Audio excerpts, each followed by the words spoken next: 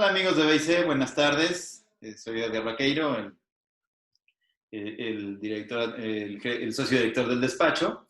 En una de estas pláticas que estamos haciendo y que hemos titulado como Pláticas de Cuarentena, donde pues estamos tratando de conocer cosas de cómo, en forma muy amplia, porque el día de hoy vamos a ir un poco más lejos, eh, de cómo percibimos el riesgo, qué decisiones tomamos alrededor del riesgo, qué es lo que a los seres humanos de repente nos da miedo y de repente pasan cosas que trascendemos ese miedo y nos movemos del lugar y bueno, todo lo que viene envuelto en ello.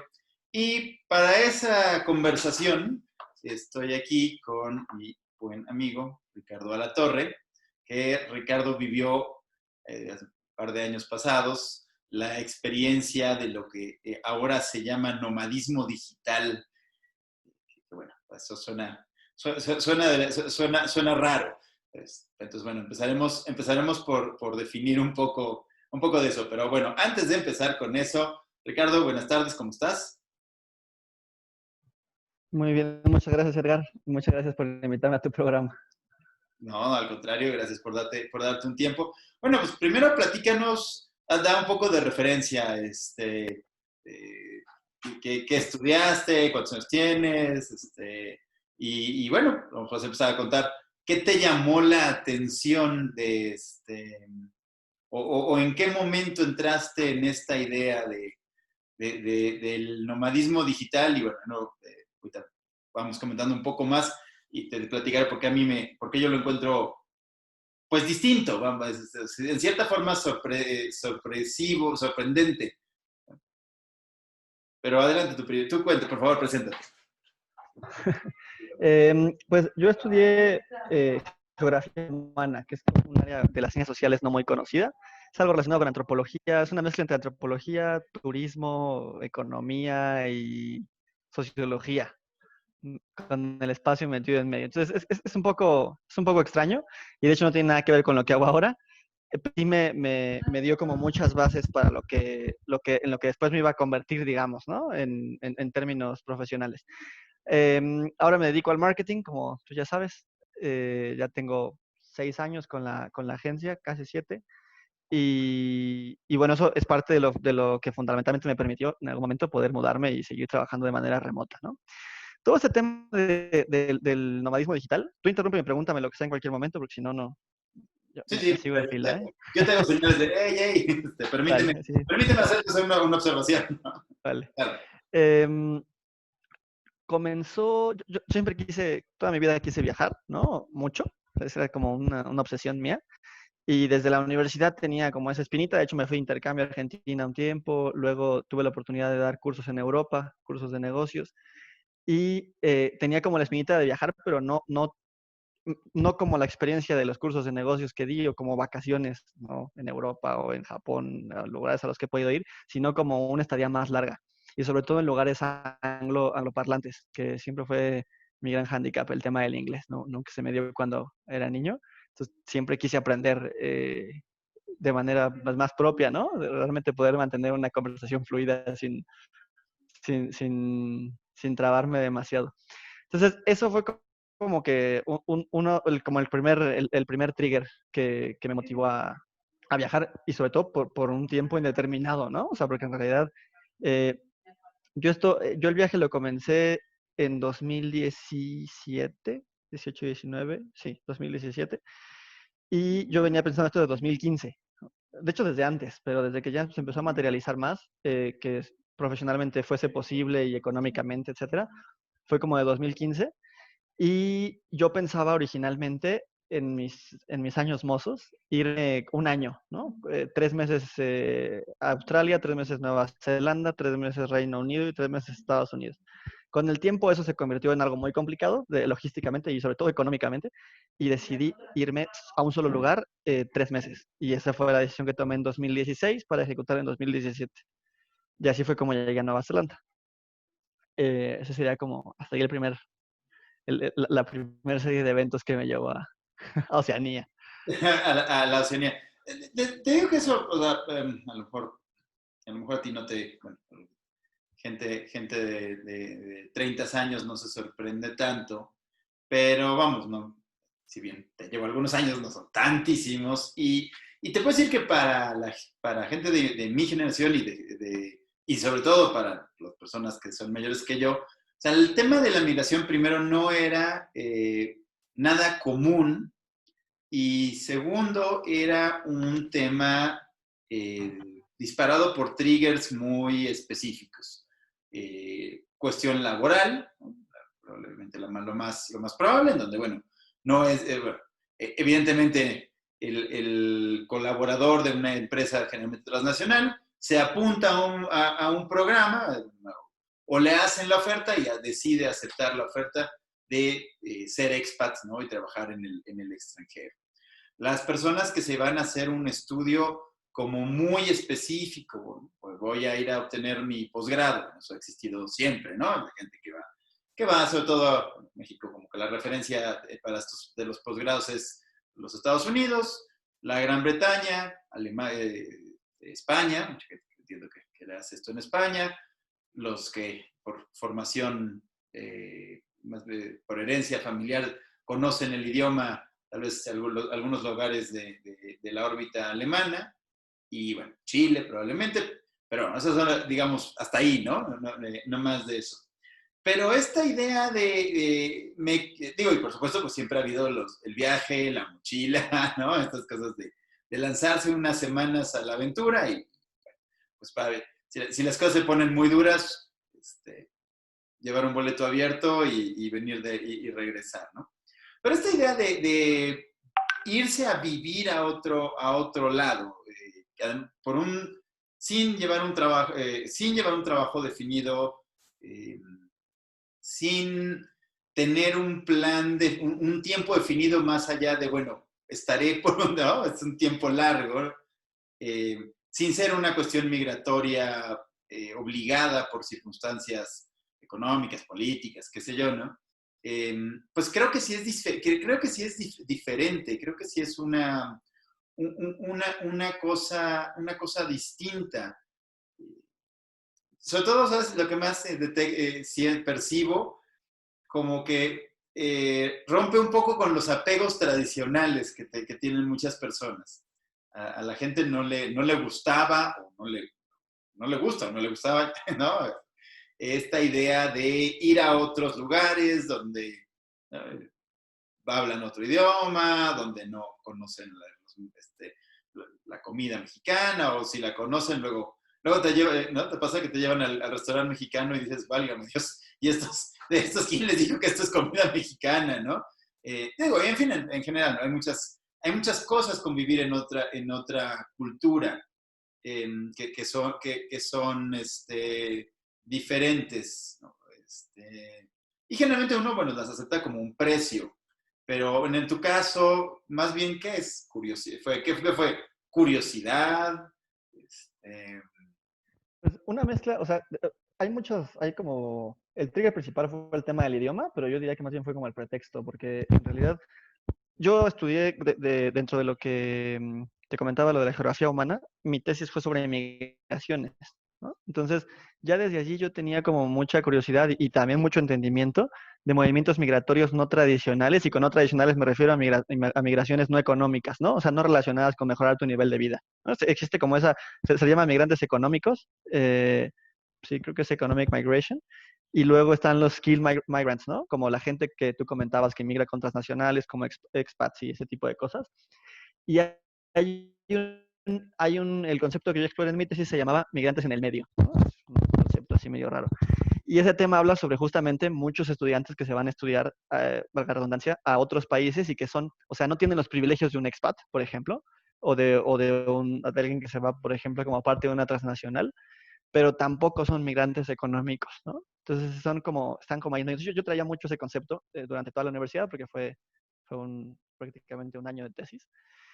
Y conocí muchos migrantes en México, ¿no? De hecho, mi tesis fue con estudiantes internacionales de posgrado en la Ciudad de México. Entonces, bien, no era lo mismo, y la mayoría de latinoamericanos, iberoamericanos, pues como que sí tenía ese ese tema de cómo era, conocía a muchos, historias increíbles, muchas muy buenas experiencias, ¿no? Eso, más el inglés, más el tema de querer como estar en un lugar muy lejos, o sea, como tratar de irme lo más lejos que pudiese, pues de China era una locura, ¿no? No hablo nada de chino. Eh, No, sí, no, pero, y eso tampoco, está complicado. entonces, lo más parecido a eso era un país anglo, ¿no? Que ahí vamos con el siguiente punto, que era el destino. ¿Por qué elegir un país sobre otro? Pero bueno. Em, y con el tema del desapego que decías, pues sí, justo. Yo soy hijo único y cuando terminé la carrera, inmediatamente comencé la empresa, que muy pronto se convirtió en una agencia. Entonces, que tener un negocio propio, que además me permitiese la agencia empezó en 2013, 2014, finales de 2014. Y luego, más o menos para 2016, 2000, a mediados de 2016, yo digitalicé completamente la agencia. Es decir, en 2016 les dije a todos, ¿sabes qué? Ya no existe la oficina, vamos a hacer home office todos. Porque yo ya venía pensando en este tema, ¿no? Entonces, tenía todos home office. No tenía responsabilidades aquí, no soy casado, no tengo hijos, ¿no? Tampoco en ese entonces. Y tenía la posibilidad de trabajar remoto, de mantener los clientes. Todo, como que todo se dio. O sea, realmente era como en ese momento o nunca, de alguna forma. Y eso fue, o sea, fue como búsqueda del idioma y tener otra experiencia. También es muy importante, cuando yo me fui a Argentina, me fui a una provincia en el intercambio de la universidad que te contaba, me fui a una provincia donde no había extranjeros. Era uno de los únicos 3 extranjeros empadronados en toda esa provincia. Se llama la provincia de La Pampa. Antes Evita Perón se llamaba el estado. Que es como si aquí te dijera, no sé, un lugar donde hay poca inmigración extranjera, no sé, Tlaxcala, por ejemplo, que es de los estados, o Zacatecas, pero más Tlaxcala, de los países, de los estados con menos presencia de extranjeros. Entonces me di cuenta cómo era la inmersión real en una cultura. Y es absolutamente diferente, es casi lo opuesto a ser un turista, ¿no? Esa experiencia me encantó. O sea, sentirte como uno más, de alguna forma, ¿no? O realmente ver cómo es una cultura completamente diferente a la tuya. Argentina no es tan diferente a México en ese sentido, pues digamos, somos latinos. Quería vivir eso en otro lado. Y mientras aprendía inglés. Y relacionado con el inglés, pues también he tomado N cursos, esto seguramente mucha gente te lo podrá contar. He tomado N cursos, pero no es lo mismo que vivir en un país anglo, ¿no? O sea, que tu cotidianidad y que pedir la comida y que incluso tener una cita, todo sea en el idioma. Entonces, para mí no hay mejor forma. Todo eso, en ese como pool de temas, fueron los que me orillaron, bueno, los que me motivaron, mejor dicho. Ah, pues eso me parece muy interesante. Ahora, bueno, uno puede ser, digamos que el bicho raro, o puede ser parte de una tendencia, ¿no? Pues sí, yo creo que la expresión sería una tendencia. Tú primero partiste hacia Nueva Zelanda, si no mal recuerdo. ¿Qué tan frecuentemente encontraste personas en una mecánica similar a la tuya? Son esencialmente jóvenes como tú, que en ese momento creo que aún no cumples los 30, pero bueno, veintitantos, en esta dinámica que acabas de plantear, ¿no? Solos, sin parejas, sin hijos, encontraste familias. A ver, bueno, platícame un poco, ¿qué es el tipo de persona? O a lo mejor, bueno, me vas a decir como en la provincia de La Pampa, de Vita Perón. ¿Quién le ponen? Imagínate que aquí le pusieron el nombre de un presidente, de la primera dama de Sería hace... como el equivalente a la esposa de Lázaro Cárdenas, ¿no? Que no sé quién haya sido, pero... No, bueno, sí, además, ahorita olvidé su nombre, pero sí fue toda una institución la señora. Y bueno, pues es como si, en efecto, que le hubieran cambiado el nombre a Jalisco y le hubieran puesto, ¿no? Exactamente. Sí, sí, qué horror. No me viene a la mente cómo se llamaba la señora, ¿no? Bueno, la motivación y tiene que ver con por qué acabé en Nueva Zelanda, ¿no? Cuando uno quiere emigrar, seguramente habrá otras perspectivas, pero desde cómo yo lo quería hacer, yo estaba buscando un país donde yo pudiera trabajar, por si por lo que sea, la agencia, yo estando lejos, caía en desgracia, perdíamos clientes, no sé, lo que fuese, ¿no? Había una crisis económica, lo que fuese, me permitiera trabajar y tener como un seguro, de alguna forma, un seguro me refiero como un respaldo, ¿no? Como un backup. Y la idea es que no en todos los países puedes trabajar. O sea, de hecho hay pocos países en los que puedes trabajar siendo estudiante. Depende estudiante de qué. Por ejemplo, en la mayoría de los países siendo estudiante de posgrado puedes trabajar un tiempo. En algunos no se puede. Pero, por ejemplo, en Canadá definitivamente, por ejemplo, puedes estudiar trabajar legalmente, quiero decir, teniendo un posgrado. Entonces busqué estos países que te permitieran trabajar con un curso de inglés, que además puede ser de 3 meses, o puede ser de 6, o puede ser de 12, pero te permite trabajar en cualquiera de esos casos. Los únicos países que te permiten hacer eso son Australia, Nueva Zelanda, Irlanda y creo que Malta. Eh, y bueno, seguro habrá más, pero esos son los relevantes, ¿no? No, bueno, ya Entonces, si Malta está considerado entre los relevantes, las opciones no sí, pueden por eso ser justo, o muchas, sea, te digo. ¿no? Eh, entonces, la idea de Nueva Zelanda fue un poco el tema. Escogí Nueva Zelanda por varias razones. De hecho, hice un benchmarking súper, así como un análisis comparativo súper complejo de opciones, donde pues, estaba, por supuesto, Estados Unidos, Canadá, ¿no? Sudáfrica, etcétera, etcétera. Incluso Alemania, ¿no? Hay cursos de inglés en Alemania, pero bueno, no es lo óptimo. Eh, Escogí Nueva Zelanda por 3 temas. Primero, porque mi idea era no ir a un lugar donde no hubiera muchos latinos. Uno de mis miedos infundado porque era un prejuicio más que un miedo, es que me rodeara de latinos y entonces acabara no practicando inglés, ¿no? Que es algo que yo pensaba que me iba a pasar si me iba a Estados Unidos. Yo tengo familia en Estados Unidos y otra opción era irme a Estados Unidos y quedarme allá con ellos un tiempo, ¿no? O sea, como turista y trabajando en la agencia igual.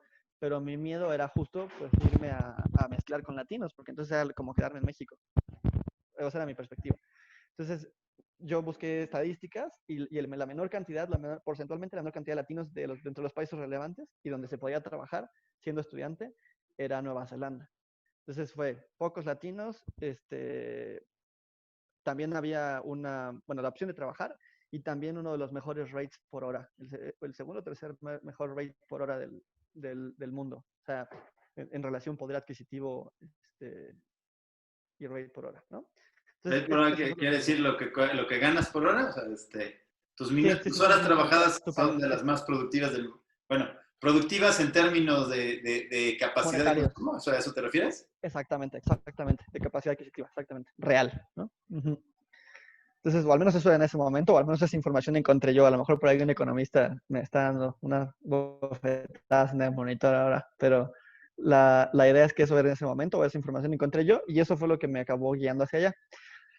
La verdad es que no, el tipo de gente, o sea, te cuento esto porque me preguntaba sobre el tipo de gente que suele emigrar y en realidad la lógica de los países que permiten trabajar es fundamental en temas de migración, sobre todo de estudiantes de idiomas, ¿no? O estudiantes de diplomados. O sea, digamos, una educación, no sé si decir no formal, pero digamos que no es una no formación que no sea de grado, digamos, que no sea una universidad, un posgrado.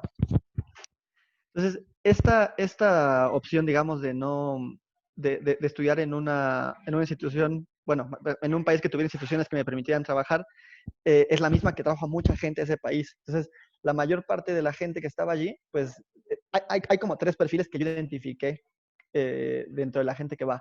Hay gente que va literalmente solo a aprender inglés, va o a mejorar su inglés y se regresa a su país para mejorar, encontrar mejores posiciones de trabajo. Es como un caso importante, sobre todo en países donde hay buenas estructuras laborales, ¿no? O donde realmente, digamos, como que vale la pena, o sea, que tienen, que hay un mercado laboral sólido, ¿no? México no es el caso. La gente, por ejemplo, mexicana, siempre su opción era quedarse en Nueva Zelanda. La gente mexicana no quería volver a México. Tampoco es que hubiéramos muchos, pero, porque, o sea, dentro el pool de inmigrantes, dentro de las opciones, Latinoamérica no está entre los primeros 5 grupos migratorios.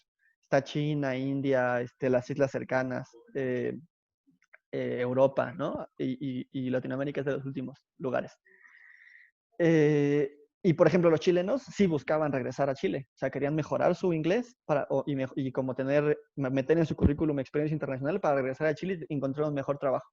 En México eso no pasaba, ¿no? Por ejemplo, hablo de mi experiencia, quizá estadísticamente me equivoque, pero esa fue mi Sí, experiencia. bueno, pues Y luego se está otro entiende grupo que que estás era como hablando de vacacional. tu experiencia, no hiciste un estudio Exactamente, cuantitativo con profundidad de muchas exactamente. muestras representativas y demás. Eso se comprende. Sí. Vale, vale. El otro grupo que vi, y sobre todo muchos europeos, sobre todo franceses y alemanes, iban a Nueva Zelanda pues como a pasear, ¿no? O sea, ellos tienen un tipo de visa permitida que se llama Working Holiday Visa, que les permite trabajar bueno, pueden hacer lo que, básicamente es una visa para trabajar full time, ¿no? Pueden trabajar hasta las horas que sean. En cambio, nosotros como estudiantes, por ejemplo, solo podíamos trabajar medio tiempo. Entonces, ellos iban a trabajar, a hacer dinero, que me parecía un poco, yo como latinoamericano y mexicano que no había viajado tanto, me parecía como un poco eh, curioso, ¿no? Por decirlo menos, que ellos, sobre todo los franceses, recuerdo que hacían mucho eso, tanto en Nueva Zelanda como en Australia, iban a esos países para hacer dinero y regresarse como a ahorrar dinero. Lo cual me dice, pues eso habla de la precarización del mercado laboral, ¿no? A un nivel general, ¿no? Es interesante. Pero bueno, básicamente ese es el tipo de gente que se va. La gente que va como a pasar una experiencia allí, a trabajar un poco, a como distraerse. Te hablo el caso sobre todo de los europeos. Gente que va a estudiar inglés propiamente y va de regreso. Y gente que quiere ir a hacer una vida a Nueva Zelanda, ¿no? O sea, literalmente hay asesores migratorios que te dicen, mira, pues haces un curso de inglés de un año, luego haces un diplomado de otro año, te vas a no sé dónde, donde la población es menor y el gobierno facilita más la, la, el equivalente a la green card, ¿no? Neozelandesa o australiana, y luego te vuelves ciudadano y luego ya haces lo que quieras, ¿no? O sea, hay como una serie de pasos. Esos eran en general como los tres tipos de perfiles.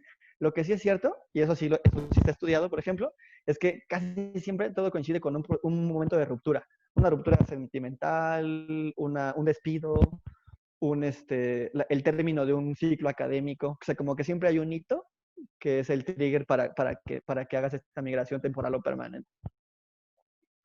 Ok, muy bien.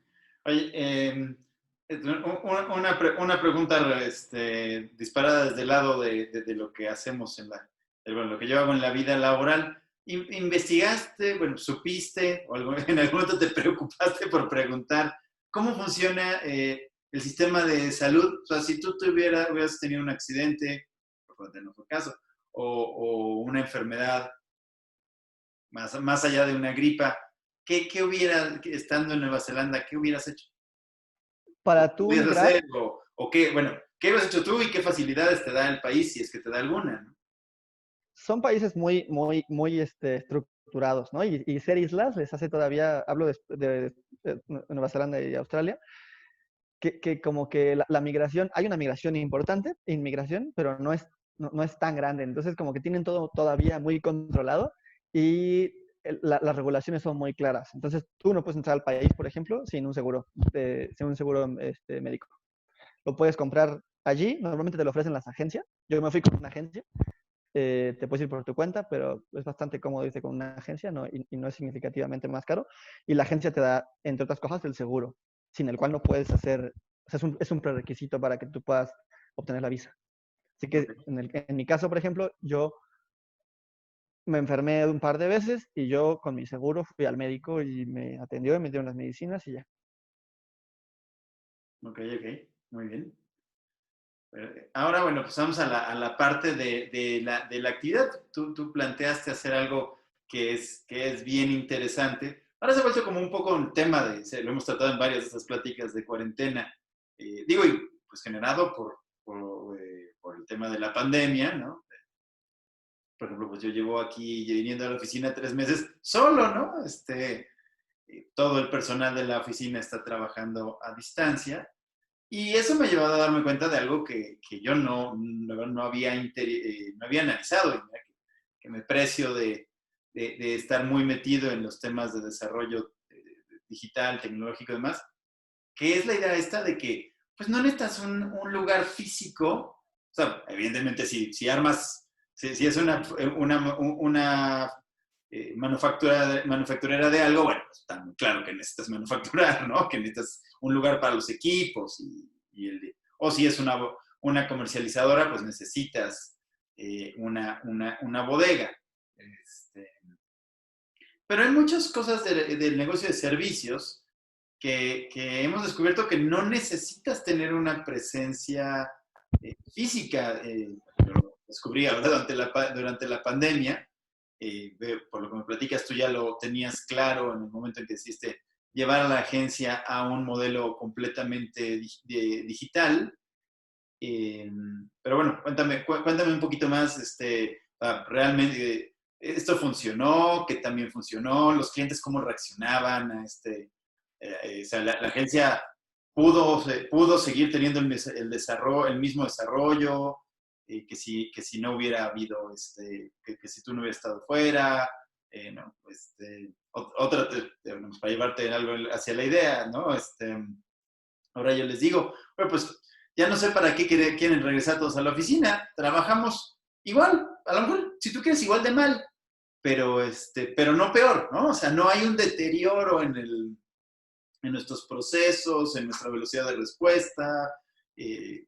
Vamos, yo personalmente lo he encontrado, me ha sorprendido gratamente, ¿no? Pero por favor, platícame de estas cosas desde tu visión, o sea, eh, ¿funcionó? ¿Cómo funcionó? ¿Pudo seguir creciendo? ¿Esto qué tan compatible es allá? En fin, cuéntame esa experiencia, por favor. Yo hice un poco de trampa, digamos, entre comillas, porque yo desde 2016, 17, 18, 19, 2017, 17, 18, sí, desde 2017 comencé hace rato te dije 2016, pero 2017 comencé a hacer esto de hacer la oficina remota. Y parte de hacer la oficina remota fue intencionalmente porque yo sabía que me iba a ir. Comencé a, digamos, es que, bueno, hay algo importante que te tengo que decir. Yo no estaba seguro que me iba a ir hasta poco antes de irme, porque yo pedí una beca. Yo pedí una beca a través de una agencia, digamos. Entonces, si me daban la beca, me iba. Si no me la daban, pues sí me iba a ir, pero después, en algún momento, pronto, en 2017, 2018, pero me iba a ir. Entonces, yo no estaba completamente seguro de que me fuera a ir, pero yo ya estaba preparando el terreno por si las dudas, ¿no? Entonces, yo empecé con esa idea un poco, con esa idea y un poco porque mi departamento era mi oficina y la gente iba a la oficina del departamento, ¿no? Decidí como ya liberar el espacio y que todos trabajáramos remoto. Fue un trabajo de procesos y de etcétera, etcétera. Pero yo ese proceso también lo transmití a los clientes. Entonces a los clientes que yo iba a ver físicamente, de pronto les dije, ¿sabes qué? Ya no te voy a ir ya no te voy a ver, vamos a hacer videollamada. Estoy hablando de mediados de 2017, inicios de 2017, más o menos. Y entonces yo ya tenía mucha experiencia con trabajar remoto desde 2017 y de empezar a implementar mecanismos, de ver que la gente alguna era más productiva en su casa, pero otra no. Entonces implementar mecanismos pues algunos KPIs diferentes que nos permitieran medir mejor el rendimiento de las personas. Yo nunca he sido de checador, ni de a qué hora entras, ni nada. O sea, entonces, pues tratar de como evolucionar todo eso. Entonces, cuando yo me fui, todo eso ya estaba más o menos montado. Dijeras tú, a lo mejor mal montado, pero ya montado, ¿no? O sea, Sí, claro. ya estaba de alguna forma. Todo es perfectible, además. Exactamente, exactamente. Entonces, ya todo estaba de alguna forma pensado y hecho. Y la diferencia de horarios es muy grande. Entonces, yo trabajaba, me paraba, por decirte algo, a las 5:30 de la mañana, 6, y trabajaba de 6 a 8, 3 horas, para que aquí fueran de tres a 6, por ejemplo, ¿no? Para entrar en el horario laboral. Entonces, yo en 3 horas tenía que lograr sacar lo que antes sacaba en 8. Hablando de reuniones y todo, que es mucho de lo que hacía, ¿no? Ventas, eh, como account management y ese tipo de cosas. Entonces realmente no fue tan complicado. O sea, para ser honesto, no fue tan complicado. Sí, creo que lo sufrieron más mis colaboradores que yo. Yo era como empresario de madrugada, de mañana y de tarde-noche, y estudiante ñoño en el día, digamos. Porque aparte me fui a un curso intensivo de 6 horas al día. Entonces era muchas horas en la escuela, en el instituto este. No sé si eso responde a tu pregunta o quieres que No, abunde en sí, algo sí, más. sí, claro que la responde. Y bueno, en número, en clientes, o eh, ahora sí que literalmente pudiste seguir ganando clientes, ¿no? Digo, un negocio, la idea pues es que siga creciendo, pudiste darles el mismo Es así, nivel de no. servicio. No, yo creo que sí deterioró el nivel de servicio. Yo honestamente creería que sí, sobre todo por los horarios, porque ahora ellos se tenían que adaptar a mí mucho, ¿no? Entonces solo sobrevivieron los que estaban muy contentos con los servicios de la agencia. O a mí, para entonces yo también hacía mucha consultoría en México. Entonces también mis clientes de consultoría personales, también eso sí los conservé casi todos, pero porque la relación era muy cercana y todos se adaptaron, no, digamos un 80%, pero los de la agencia sí mermaron considerablemente. Además de que yo terminé una relación laboral importante cuando me fui de México con nuestro cliente principal, que en este caso fue mi ruptura, que te decía, ¿no? O sea, porque al final este, me dieron la beca, pero todavía no estaba muy seguro, pero luego este cliente terminó y dije, no, pues ya, o sea, ya es como, es ahora o nunca, de alguna forma. Entonces, menos ese cliente que consumía muchas horas y otros que se fueron cayendo, la empresa sobrevivió, digamos, tenía su punto de equilibrio, pero realmente no estábamos generando dinero de manera importante, ¿no? De una manera relevante. Y yo estaba como muy concentrado tratando de aprender inglés, tratando de sobrevivir allá, además. Sí, bueno, además está, el reto no es poco. ¿Crees que si lo hubieras planteado de una forma diferente, tal vez menos horas de clase, eh, tal vez otro tipo de personas con otras características aquí en México, o incluso alguien haciendo lo mismo que tú, pero, o vamos, un equipo, o sea, lo mismo que tú me refiero a trabajo digital, pero un equipo no solo en la Ciudad de México, sino en otros lugares, hubieran podido hacerlo, o sea, continuar una trayectoria ascendente. Vamos, la pregunta va muy enfocada a si tú crees que esta pérdida de negocios se deriva necesariamente de la experiencia de la migración del nomadismo digital o vamos, o fue un proceso que hoy habrías entendido cómo hacer mejor. Definitivamente, hoy lo podría haber hecho mucho mejor, pero también, o sea, son como dos temas. Un tema personal, de que yo estaba muy distraído, quizá intencionalmente también, o sea, como querer romper un poco con México, pero no completamente. Eh, pero a la vez también fue, como dices tú, muchas horas. O sea, si hubiera hecho menos horas, eso ya me hubiera permitido hacer más cosas.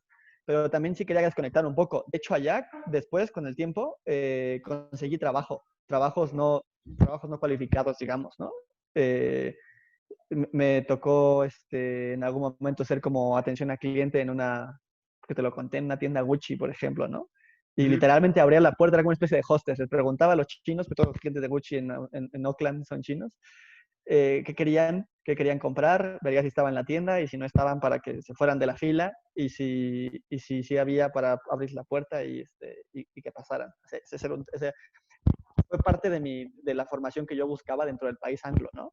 Además un ingreso extra, pero digamos, fue como parte de la experiencia. Eso es muy complicado para los latinos, particularmente para los latinos. Venimos aquí, la gente que se va normalmente es clase media, media alta, sobre todo media, media.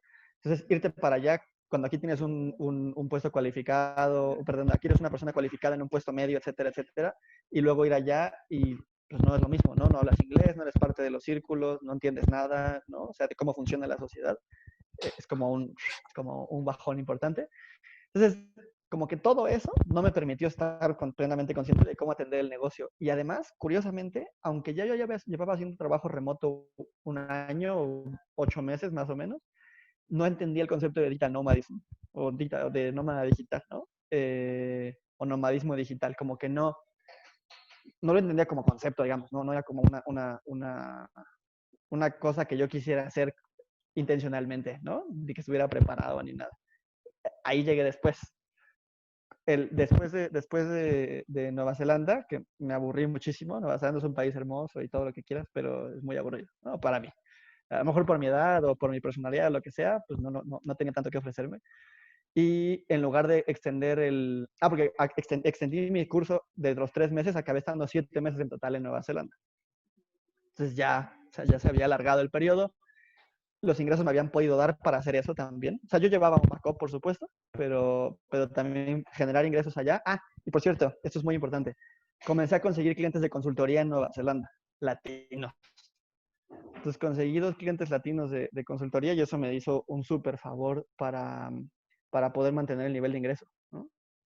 O sea, Y latinos, eso, pero o sea, personas viviendo una experiencia similar a tuya o residentes neozelandeses, pero bueno, residentes de neozelandeses, origen latino. residentes neozelandeses de origen latino. O sea, eran latinos de primera generación, eran inmigrantes de primera generación. ¿Ok? Que de hecho en buena medida requirieron mis servicios, que esto es muy curioso, porque no hablan mucho inglés. Pues requerían un consultor para vender cosas en Nueva Zelanda, pero no entendían mucho inglés. O sea, esa es mi percepción, o sea, porque sí hablaban inglés, pero no, quizá no a un nivel en que se sintieran cómodos recibiendo consultoría en inglés. Ajá. Eh, y también pues un tema de conexión latina, ¿no? Pues de cultura, ¿no? De que quizá recibir eh, sesiones de consultoría, coaching o consejo de un asesor latino era más cómodo, ¿no? Al margen del idioma. Bueno, Pues bueno, eso es, eso me dio también pauta. Dime. no, te decir, eso es totalmente, totalmente real.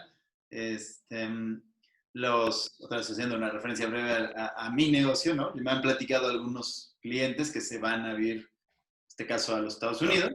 Está hay una figura muy clara del agente de seguros, similar a lo que yo hago, pero curiosamente el negocio de agentes de seguros, las minorías entran muy poco. Entonces, es un negocio más del blanco anglosajón, el típico americano, tal como como ahora sí que como el estereotipo te lo plantea, ¿no? Y bueno, platicando con dos clientes en situaciones distintas y demás, sí me han dicho, pues sí, le llamas y sí va a tu casa, o bueno, tienes una reunión con él, ¿no? Cómo se determine la reunión, ¿no? Por su oficina, lugar. Es muy amable, hablas suficientemente el idioma, lo comprendes suficientemente bien para que la conversación sea fluida, pero no te sientes a gusto, porque te das cuenta que este asesor no te entiende. Justamente. No se está realmente, no se están realmente comunicando, ¿no? Y entonces uno de ellos me decía, oye, es que deberías de obtener una licencia para poder vender seguros en Texas, por ejemplo, ¿no? Porque hay muchas personas, muchos mexicanos que han tomado la decisión de emigrar, que quisieran consultoría en español en español o en inglés, no importa, pero de un mexicano, ¿no? De alguien que los entienda, que los conozca, que entienda las referencias, etcétera, ¿no? O sea, sí te das cuenta que esas cosas culturales sí pegan, ¿no? Cosas que para nosotros son, ¿no? Vamos a ver, el primer ejemplo que me viene a la mente. Nuestra relación con la autoridad parte de la incredulidad, ¿no? Por ejemplo, o sea, nuestra cultura está marcada por eso, ¿no?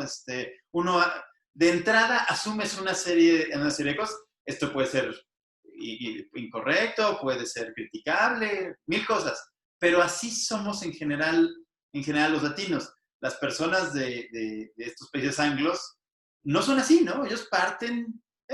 A ver, y eso no quiere decir que no haya corrupción, seguramente la hay y seguramente hay todo tipo de tejes y manejes, pero me refiero a la percepción social, ¿no? La gente parte de que la autoridad, bueno, pues, tiene una función de servicio al gobernado, ¿no?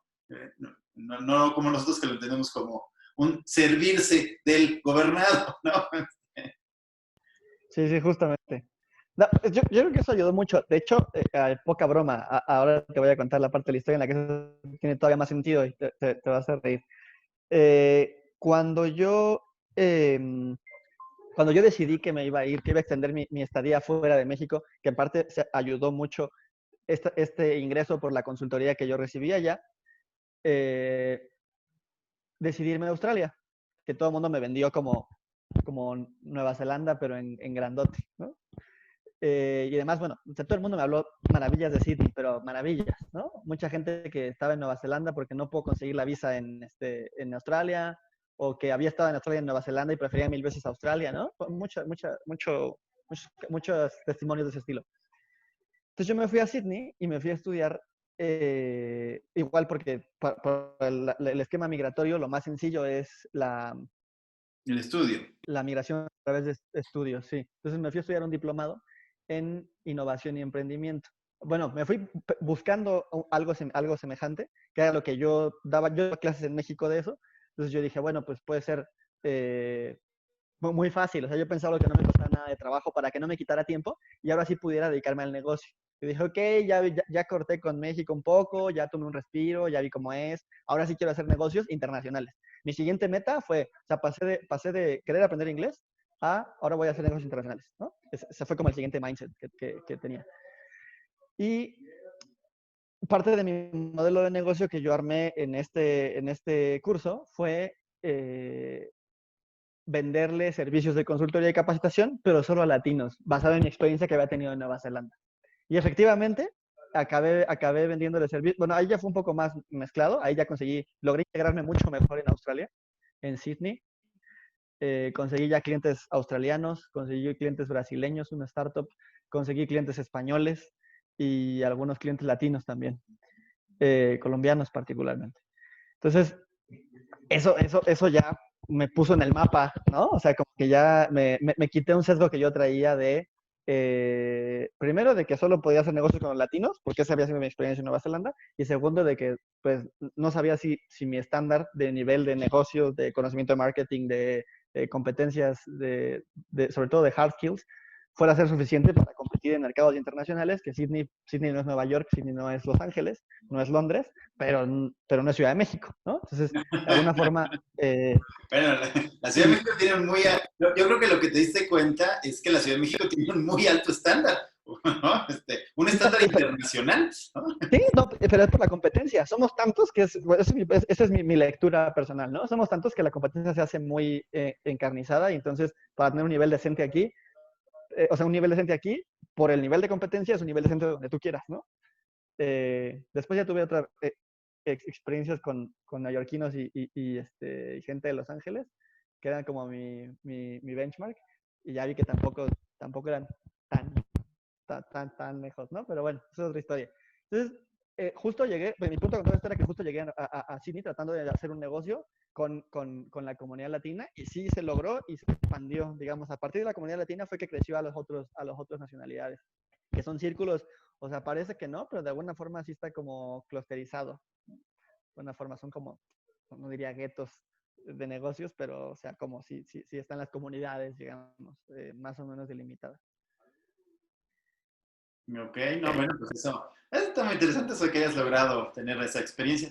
Oye, bueno, ya para ir terminando y cerrando esta plática, bueno, yo sé que tuviste que regresar, interrumpir esta experiencia, no por plan, sino por una situación personal, familiar, y luego, bueno, empezó el tema de la pandemia que atoró los planes de prácticamente toda la población del planeta en esta primera mitad del 2020. Pero bueno, ¿qué sigue? ¿Cómo te ves volviendo, intentándolo nuevamente, lanzándote a la aventura? Ya lo habrías dejado por la paz y lo habrías dejado como una experiencia de alocada juventud, por llamarlo de alguna manera. ¿Te ves asentándote en un país de estos? ¿O te ves cambiando de residencia? Digo, evidentemente, en estas cosas, a lo mejor hoy me dices una cosa ¿no? Y las circunstancias en un año son completamente distintas, pero bueno, ¿qué ves? O sea, ¿cómo cambia tu percepción del futuro después de haber vivido pues, casi 2 años fuera? Insisto, bueno, en una situación que al menos a mí me parece muy interesante por esto de que tú no ibas de expat por un puesto que te dio, pues, por decir cualquier nombre, IBM, Microsoft, Apple, ¿no? Bueno, pues habías ascendido en el escalafón y te dieron la oportunidad de ir a trabajar a Nueva Zelanda, ¿no? Es algo que tú te diseñaste, que tú te creaste y que, bueno, que es lo que veo. Mucha gente hoy puede empezar a ver esta idea de crearse la posibilidad, ¿no? Pues es que sí lo veo muy diferente, ¿no? Ya no es bueno, me cayó y la tomo, me gusta la idea, por la razón que sea, y me la construyo, ¿no? Pero bueno, para ti, ¿qué sigue? Para completar el círculo, y que ya no conté, y creo que era el foco de esta conversación y me explayé en otras cosas, después de Australia, ya empecé a pensar, o sea, en Australia se construyó mi idea del digital nomadism, y ahí empecé a escuchar que la cuna del digital nomadism era Bali, Indonesia. Escuché muchas veces. Y conocí mucha gente que había estado en Bali. O sea, Bali es como el Acapulco, estoy inventando, ¿no? De los australianos. O el Cancún, mejor. No sé si el Cancún o el Acapulco, pero un punto ahí. Eh, Un destino turístico playero de mucha fiesta,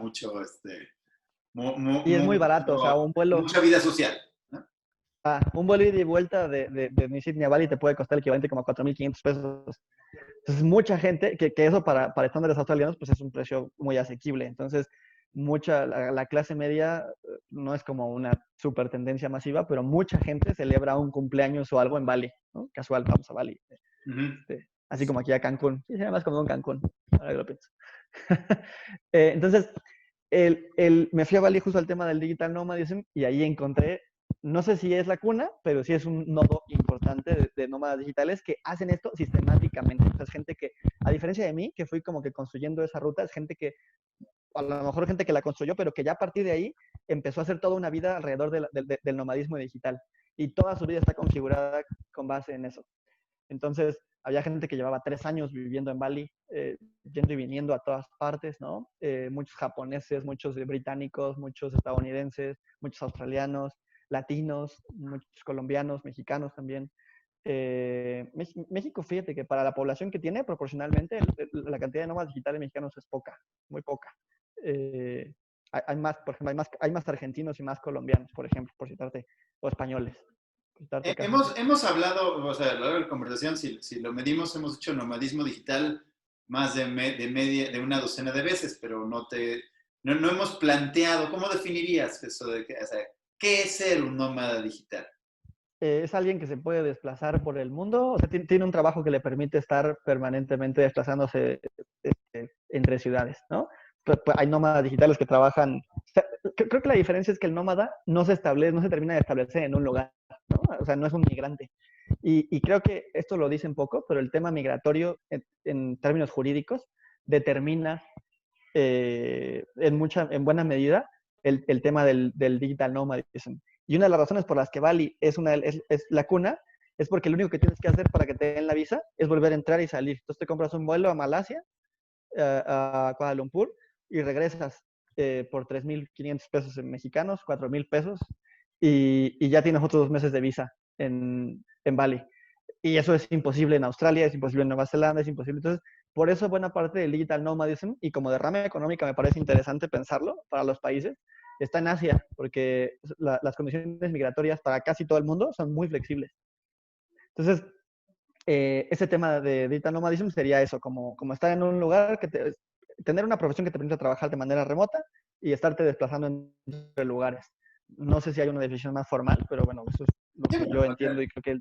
creo que al final sí se pesca esta idea, ¿no? Que no es la migración de me voy a migrar a 2 puntos, ¿no? Exactamente, exactamente. Estados Unidos, Canadá, Gran Bretaña y Australia, sino es un plan distinto, el plan bueno, pues voy a construir mi vida como era la de los nómadas del tiempo de los cazadores, ¿no? Que bueno, pues hoy está bonito este lugar, hay un río agradable, pues hay buena casa, Entonces aquí hacemos nuestra aldea de alguna manera y en unos meses, oye, pues aquí ya hace mucho frío, ya no está tan agradable, caminamos con nuestras cosas a otro lugar, ¿no? Vamos, así empezó nuestra especie, ¿no? Hace miles y miles de Sí, años. sí, sí, justo. Pero bueno, ahora lo interesante es que la tecnología permite que la gente moderna lo haga. Y más interesante aún es que hay gente que lo está haciendo. Oye, y de estas personas que viste en Bali, nuevamente, la mayoría eran jóvenes, sin relación, había algunas parejas, como qué grupo de gente es el que está ahí. El perfil varía bastante, pero en general yo te diría que es gente arriba de los 25 y ahí para arriba tú súmale. Yo creo que la moda estaría como en los 25, 35. Yo creo que ahí está como el grueso de la población nómada.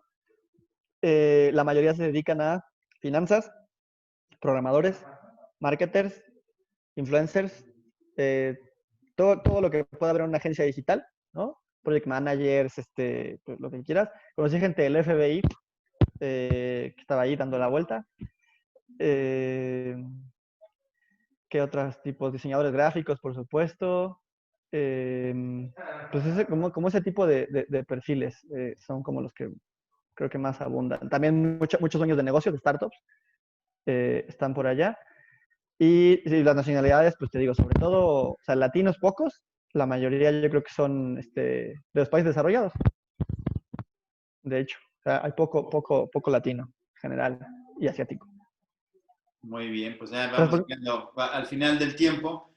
Ahora he tratado de terminar estas pláticas preguntándole a la gente con la que platico, si te dijera, a ver, deja a los que vean este video una idea en una frase, que fuera lo verdaderamente valioso que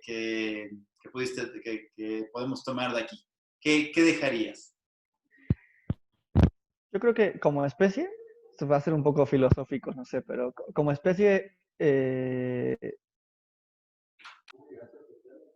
aprender es como una de nuestras máximas, ¿no? O sea, hay gente que le gusta más o gente que le gusta menos, pero como que parte de está en nuestro ADN, es parte de lo que somos sí, como especie, ¿no? Y yo creo que la mejor forma de aprender es viajar. O sea, parece un cliché, pero en serio no veo otra forma. Si a alguien le gusta aprender y como probar cosas nuevas, no se me ocurre otra forma que viajar y viajar en el largo plazo. O sea, me parece la forma más eficiente de aprender en ese sentido. No sé si No, si no, eso no, claro, funciona. es interesante. Desde luego que es una aportación interesante. Ricardo, pues muchísimas gracias por tu tiempo, por esta hora de plática.